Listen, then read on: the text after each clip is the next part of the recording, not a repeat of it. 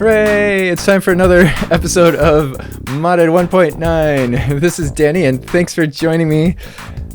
Today we are going to be playing with RF tools. Oh, that is, by the way,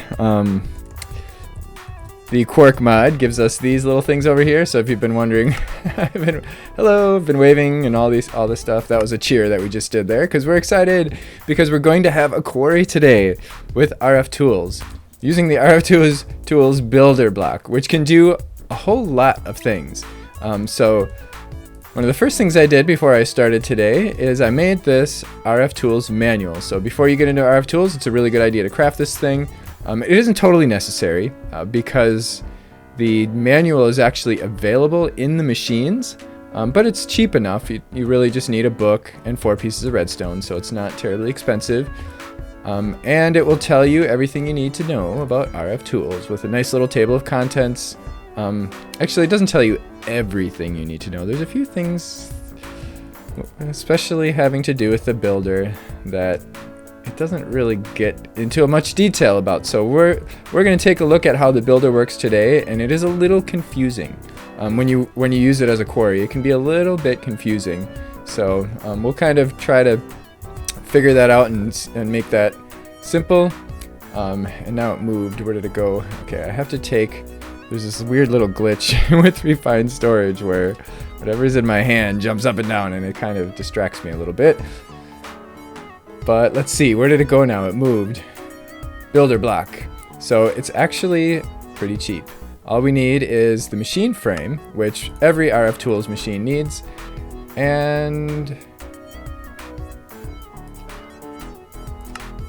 this, just 4 bricks, an ender pearl. I mean, that's really the most expensive part right there, especially since I only have 4 and now I only have 3. And then we're going to need a shape card, but I am going to take a nap first. So the shape card is what is going to turn this machine into a quarry, because the builder block is capable of doing a lot of things. It can build stuff. It can build like domes and squares and blocks, or like square blocks, and a whole bunch of different shapes in the world. And it can move blocks from one place to another, so you could theoretically move your base with one of these things. But if we want to use it as a quarry, we're going to need the shape card quarry.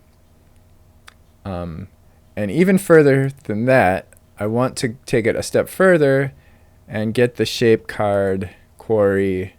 Well, we're not going to do silk, we're not going to do fortune, but we are going to do clearing quarry, which basically makes a big hole instead of replacing everything with dirt. Now, I don't particularly like having holes in my world, but the reason I'm doing that is because it's going to make it a lot easier for us to figure out what the heck it's doing. Otherwise, it'll be kind of hard to see.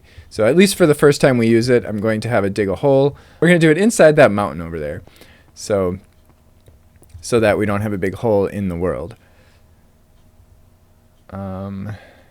Okay, shape card. So first we need the generic shape card, which is just this stuff, and we are going to need some more paper. Let's just grab a bunch of that. And then I'll just throw the shape card in there, because then we're going to make the shape card quarry. Why am I hearing an ocean guardian in my base? That is weird, and that noise, it really just gets to me. I really don't like it. Boom! Hooray! Okay, and then we're going to surround this thing with glass. Do I have glass? I do. Okay. Oh, you know what? Let's just throw it in there and do it So then the clear quarry is just the quarry card surrounded by glass. So there we go. Now this thing, when you right click on it, you get this little interface, which is really difficult to understand, but we'll get there. What I'm going to do is I'm going to take my hammer, and I'm just going to dig a hole in the side of this hill. We're going to make a little mine. So this is our dimensions. So that's the size, not like dimension as in like world dimension, but like dimension as in like length, width, and height. So X, Y, and Z. So this is, right now it's going to do like dig a hole 5 by 5 by 5.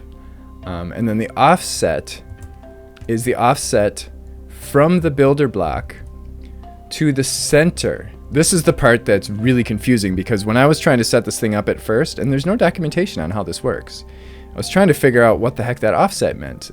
Is it where it starts? No, it's the center. So like if I wanted to clear this area up here first. So we shift click here. If I click up there and then go, let's see, I wanted to come to there. So now it's going to, basically it's going to mark off that entire like plane of blocks from here to that corner I clicked on relative to the builder block. So that's why we had to shift right click on the builder block first and then set the dimensions. So if we look in here now, what we'll see, we have to click on air, is that our dimensions are 16 by 7. So it's 7 in the Z direction and it's 16 in the Y direction. And then the X is 1. So it's just one row or plane, I guess you could say, of blocks. Now that, let's see, what level is that? That would be at level 67. So then the dimension, or then the offset is -8. You can see that's half of this. So that's taking us to the middle of that. -3, which would take us in the middle of 7. So if we go over 3 blocks from that thing, 3 blocks this way and 3 blocks that way will get us to 7. And the X offset, or the Y offset, is 2 because it's 2 blocks above this. Now, of course, we want it to go all the way down to bedrock. So we determined that it's at level 67. Bedrock would be at level 1. So we want our height to be 66. And then we want our offset. Oh, this is going to get a little confusing because the offset is then going to be the offset from here in the Y direction is going to be, let's see, 33 would take us to the middle from the top, and then we have to subtract 2. Wait, no. We have to add 2, I'm sorry. So -33 plus 2, that brings us to -31. So our offset is going to be -31. I hope that made sense. We just basically need to figure out where the middle of this chunk that we're trying to mine is relative to the builder block. So it happens to be, the very center happens to be 8 blocks in the -x direction, -31 blocks, so 31 blocks down in the Y direction, and then 3 blocks in the Z direction. Is it getting dark? No. Okay. So then we right click and it'll automatically put it in there. Now if we go like this, it'll show us its dimensions. And I must have done something not quite right because it's down 1 from where I want it. And these are actually blocks. You can't walk through them, but you can break them very easily. But then you can just go like this to get rid of them and make them come back. So I must have made a math mistake in my 66 -31. Maybe this should be 67 actually. Wait, that actually, now it'll be right. So let's do this again, and that should be right where we want it. Now we're going to want to maybe break a few blocks above and below just to make sure. We can turn it off and turn it back on and it'll regenerate the block. So we can see it's just going up to that point and then it's going down. Well, we can't see that it's going down all the way, but we'll just have to hope that it does. And then the other thing, we'll just want to make sure that it's not going to go in this direction, and then maybe check over here as well just to make sure that it's constrained where it's supposed to be constrained. Oh, wait. One more thing. Actually, we already know it's not going to go up, but crap, it's nighttime out there. So, like that. Alright, that looks good. It's not going over in this direction. It's not up, and it's not going over there. Okay, perfect. So we have our dimensions. Now, we need to put a chest down here, which I didn't bring, so I'm going to have to go back and get a chest. And we need to give it redstone, a redstone signal. So I'm going to get a chest and a lever, and we'll come back. If you don't give this guy a chest, you're just going to lose all the blocks. It's just going to destroy the blocks, and you won't get nothing. Okay, we've got a diamond chest. Oh, we need to get RF out here too, darn it. Okay. This thing does use a lot of RF. It's extremely fast, so it uses the RF up very quickly, and it's 200 RF per block that it breaks. And let's see, if we're doing, let's do a little math here. We're doing, because we don't really have a good way of piping RF out here. I mean, it's a long distance, so I don't really want to pipe it out here, and we don't have a good way of like transporting RF over long distances, so we'll just have to bring a thing out here. So 16 by 67 by 7. It's going to use 7,504 RF. Oh, no. That's how many blocks. That times 200. So 1.5 million RF we're going to need. Okay, so I've got a Neotech furnace generator with a motherboard with 8 processors. This will give us 100 RF per tick, which is going to be more than enough. Each piece of coal gives us 320,000 RF, so we're only going to need like, 20 pieces of coal maybe. So, but it's going to limit the speed because it's 100 RF per tick. That means it's going to break 1 block every 2 ticks. That is, 10 blocks per second. So that is actually not too bad. I think it's capable of going faster than that. When it has unlimited power, it's like, brrr, it's really crazy, but okay, I think we're ready, but let me just double check everything. Oh, we probably will want to have it void stuff.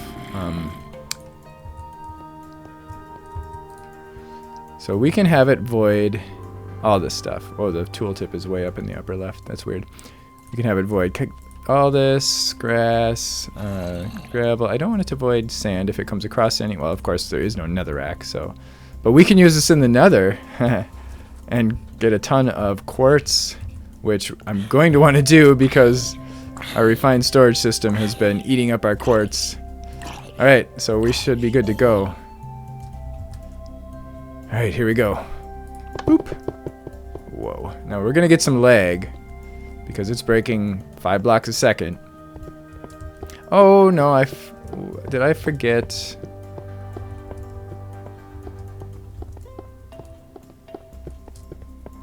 Did I forget to tell it to do a solid block? I think it's just doing the perimeter. Here, let's shut it off and take a peek. Shape box. I could have swore that... Okay, so we have to set this to solid box. Now, by default, it's solid box, but when you set out your parameters, it changes it to box. So, yeah. All right, that should work better for us. What? Okay, something's not quite right here. So somehow when we changed it to solid box, things changed. I'm going to go ahead and call that a bug because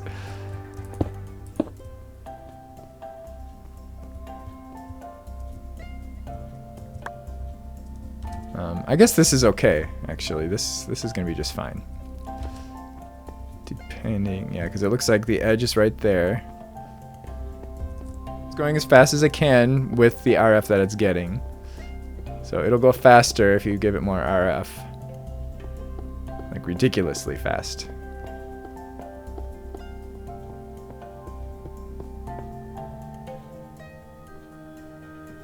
Nice. Already getting some iron.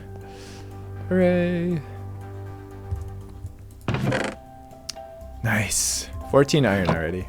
So we can just let this run. Actually, we're probably going to need a chunk loader. I'm pretty sure this thing does not load chunks. Alright, while we're waiting for our quarry, I'd like to start getting into remote storage so that we can transfer items easily from the quarry into our refined storage system. And we'll also be able to use it to send stuff back home whenever we're out and about collecting stuff. Like just last night, I was out collecting ender pearls. and it was rough, man. This Neotech armor is... The protection is not that great unless you add a bunch of protection upgrades. I've got protection 4 on this one. I added protection 1 to this last night because I was just taking so much damage. And it helped a little bit, but man, I don't know. It was like just a couple hits from the Enderman and half my hearts were gone. So I'd have to fly up in the air and eat and kind of recover a little and then come down and do a few more hits. And I just managed to get 3. I think I killed 4 or 5 Endermen and I got 3 Ender Pearls, so it was a pretty decent ratio. We did this actually not too long ago in the FTB Unstable series, but what I'm going to do is I'm going to make a couple... Actually, let's just start by making a modular storage. So the way the modular storage in RF Tools works is it needs iron. And without iron, it doesn't work so great. Let's see, I think we have enough iron. I actually went down to the quarry and grabbed a bunch of iron last night. So we're going to need to make 3 machines. Yeah, we're going to need 3 machines, so we're going to need 3 of these machine frames. We're making 2 of these guys, so I think we're going to need 2 chests. Oh, really? Is that right?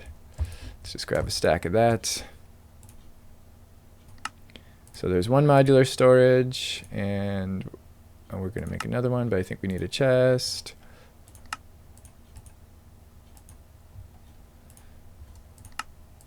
Okay, so 2 modular storage boxes, 1 remote storage. We're also going to need another chest. This is what I needed the Ender Pearls for. One of the things I needed Ender Pearls for. I actually have just enough. I only had 3 Ender Pearls, and we're going to need 6 before the show is over. So 1 remote storage. Then we're going to need a storage module tablet. This is for us to carry around with us. What are we missing? Whoops. Okay, storage module tablet. We need a couple more gold nuggets. I could have swore I made enough. Okay. I did a lot of this beforehand so that... Whoa. Oh, it just charged from my battery. Okay, cool. And then we're going to need a storage module. And we're really only going to need the first tier. There's 3 storage modules, and these are kind of like storage disks that you might see in an ME system or a refined storage system. And there's 3 tiers. The first tier stores 100 stacks. So it actually goes by stack. And the second tier stores 200 stacks. The third tier stores 300 stacks. Since we're only using this for transferring, we'll just go with the smallest one because we're never going to have 100 stacks sitting in there. It's always going to be on the move. So then we're going to need... Oh, crap. I think we're going to need more Ender Pearls. Because I think we're going to need 2 of these. Actually, I think we're going to need 3 of them. Oh, crap. Okay, so I guess we'll only be able to do half of this until night comes again, and I can go find some more Endermen, I guess. Maybe by then I'll have enough iron to upgrade the protection on my armor. Turn this off, because if we remove the chest, it's going to just start voiding blocks, and we don't want that. I'm going to grab my moving wand so that we can move this guy. We'll just take it home, actually. And then I'm going to put a modular storage on top of this, and we will put the storage module in there. So basically what's going to happen now is if we turn this thing back on, it's just going to start dumping stuff in there. So it's storing it in that disk. And then the other modular storage, we're going to replace that chest with it. And then everything will come into that, and it'll go into this importer. We'll only need one importer. Yeah, but I'm going to hold on to it for now, because before we can do that, we need to do something else, and that is we need to set up our modular storage, our remote storage block. Actually, I'd kind of like to put this downstairs too. This is not something that we're going to have to interact with very often, so we should be fine just putting it down here.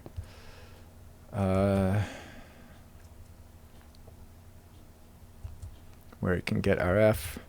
I'm just going to put it there. Oh, okay, so it's filling up with RF. So then what we can do is we can take, oh crap. I kind of messed up. I shouldn't have set that chest up down there yet. Let's, I'm going to go grab it.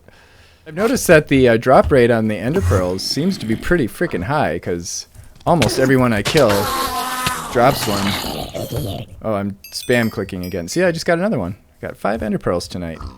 Okay, so we've got our remote storage up here, and we take that disk that I can't find.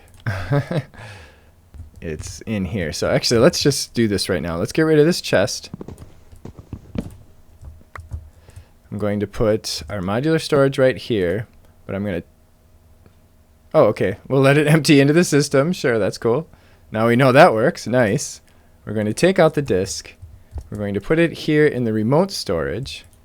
And, well, okay. No, we're going to put it there. And then we'll stick this here, and now this storage is linked to that disk, this remote storage. And now so is that one. So now we can put that in here, and now this has access to that disk, which doesn't seem very useful quite yet, until we realize that we can also do the same thing down at the quarry. And, well, and somewhere else too, which we'll see in a second. Yay, we got more iron. That's all I really care about. I just want iron. Okay, well, now we can do this. We're going to do the same thing again. We're going to grab our moving wand and go like that. And then we're going to set up our other modular storage here. Except this time, we're going to put the other remote storage module right there. So if we put something in here now, what?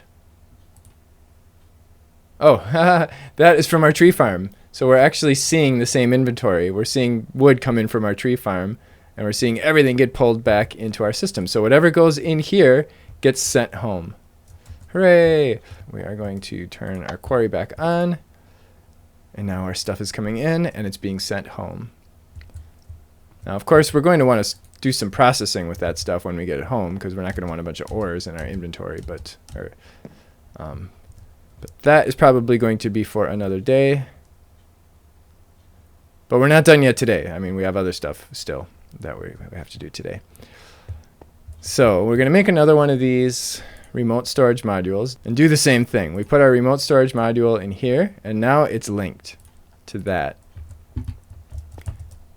And then we go like this. Then we have access to that inventory from anywhere. Hooray! So we'll go to tier 2.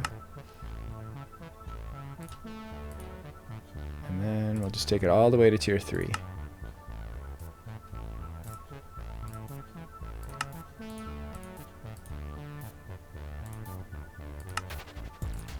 So now we can store 300 items in the storage. Oh wait, we've got to go like this. Wait.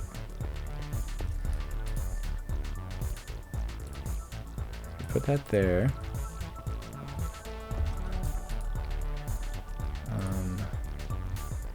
Oh, wait. Okay. We've got... So now we've got to take this guy, pull it out, and then link it to that. So it should now actually be linked to both.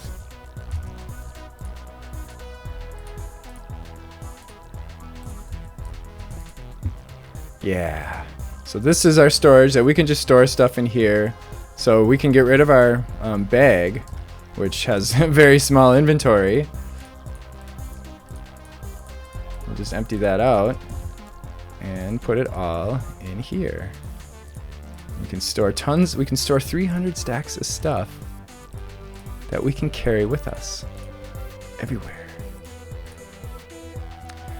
Now there's one thing we have to consider though. So now we can cycle through them. So the 300 one is the one with the stuff that we carry around with us. And then let's say we want to send the raw beef back home. We cycle over here, send that in there, and then it gets pulled out and sent into our system. Now the only issue with this is that it does have a limited range. A very limited range. Unless we set this to cross-dimensional access. So interdimensional access, oh, I shouldn't. Yeah, wait, no, that's fine. If we send it to cross, so if we're in the nether, we won't be able to access this.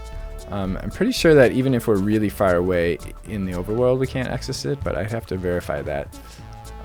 But we can set it to interdimensional access or cross-dimensional access, and then we can access it everywhere. But it's also going to require a lot more RF, which we probably have enough for right now. This is fun to watch.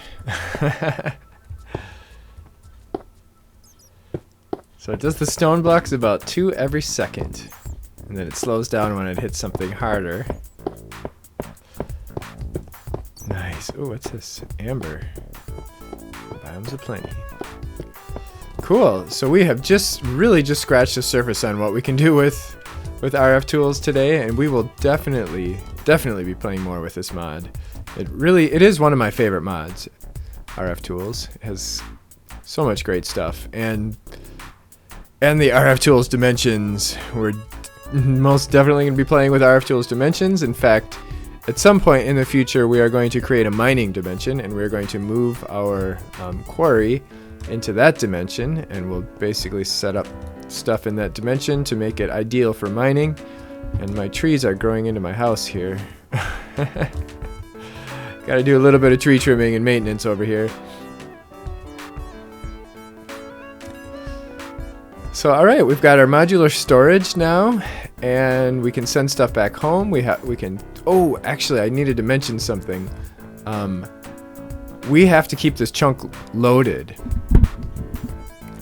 Otherwise we will not be able to access these things. Like for instance, I just went in the nether and I couldn't access my inventory because this chunk wasn't loaded, which means that chunk is loaded. Right now I have the quarry being chunk loaded. If this chunk isn't loaded and the quarry is, it's not going to have anywhere to put its stuff. Because the storage is remote. It's actually, the storage itself actually exists down here in that little remote storage box. So it'll end up voiding our stuff. So we do have to be careful about that. We're going to have to set up a chunk loader here.